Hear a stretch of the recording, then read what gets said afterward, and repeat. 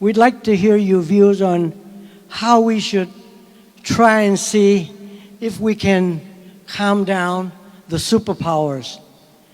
And we should develop some common ground for ASEAN. We have a voice. We have a voice in G20. We've been invited to G20 Summit, Singapore, this year Thailand because of the chair, ASEAN chair, and of course Vietnam next year's chairs. We should do something. This is very simple. To me, it's very simple. It's like when I talk to the leaders. You can listen to us, you hear us, you don't want to do anything, that's up to you. When you go to a bigger fora, you're talking about G20 and the big ones. If we say something, they want to listen, it's fine. Don't want to do something, fine. But if we gather enough voices, when we gather enough voices, they think that, hey, we're saying the right thing. This is the highest growth region in the world, ASEAN. 650 million people. If they think that we are saying the right thing, a lot of countries will follow suit, and I think the superpowers will kind of calm down a little bit. We can't dictate what they do. But we can kind of ask them to please, calm down a little bit and let the world have a world economic peace. Your view, please, Tun. We'd like to hear from you on this particular subject. Well, if you want to be listened to, you must be powerful. You must be strong, or you must be very rich. Otherwise, nobody listens to you.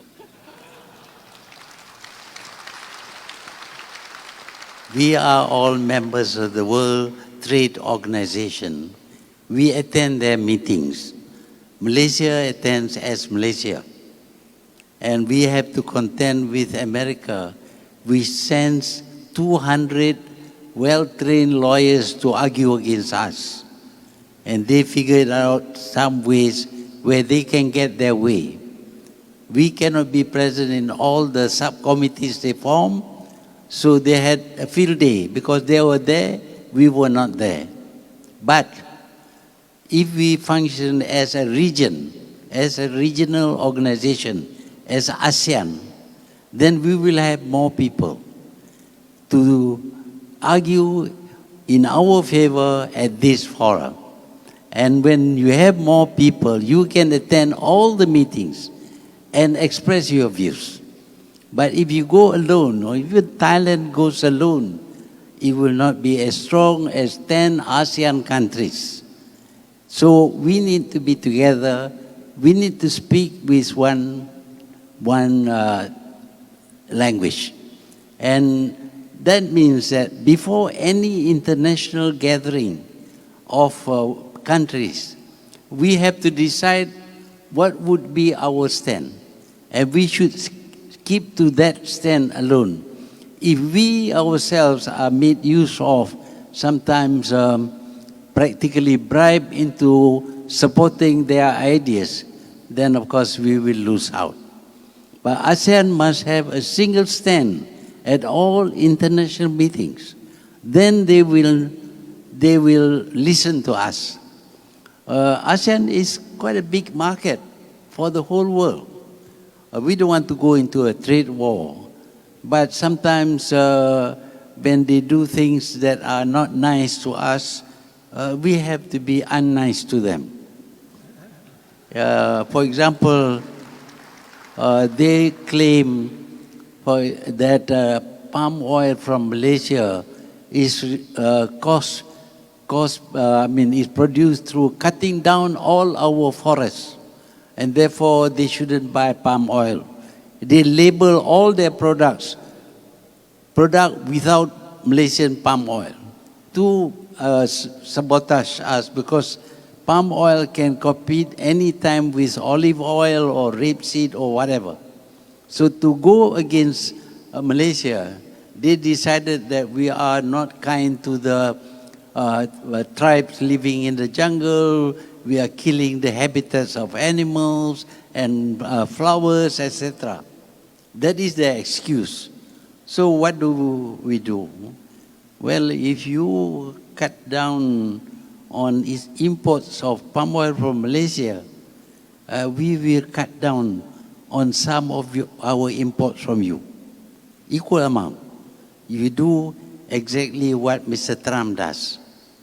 Not a very nice man, but he does those things. And we can learn even from people who are not so nice. So if we do these things together, believe me, they will listen. Supposing if they don't take Malaysian palm oil and Indonesian palm oil, we can, stop buying aeroplanes and all that. We'll buy some Russian planes or something like that. Immediately the response is, no, not this country, that country, that country. Well, now all the countries are saying, no, we are not involved with this. This is a European Union decision, but we as a country don't subscribe to that. So you see the response, because we speak with a louder voice. So we have to make full use of our strength. And our strength lies in our market. We have a market of 650 million people. Poor people, yes, but still a good market. And we can identify what would hurt them if they hurt us. So that's the way to go. And in the meantime, our economy grows. And when our economy grows, we have a stronger voice. But always try to speak with one voice. You go alone, you will be bullied. That's the way out, I think. Thank you very much, Tun. I take it this way. Let's start now, meaning that this particular summit, perhaps I'm still hopeful that the leaders of ASEAN will get together and come up with something, some common ground for the world on this particular subject. And it's very, very encouraging with your message over there. I think we're on the same wavelength. Now, I think when we talk about this particular subject, some people in the audience would also like to know, how long is this going to go on? Is this going to be another year, another 5 years? And what are we going to do about it? Well, no, what's going to happen to all of us here? This is something that I think is probably in everybody's mind. Hey, is this going to go on for another 10 years? This is unacceptable to the 650 million people that are crying out to say, hey, what are the leaders going to do to help us? Perhaps you can do some guess on what's going to happen.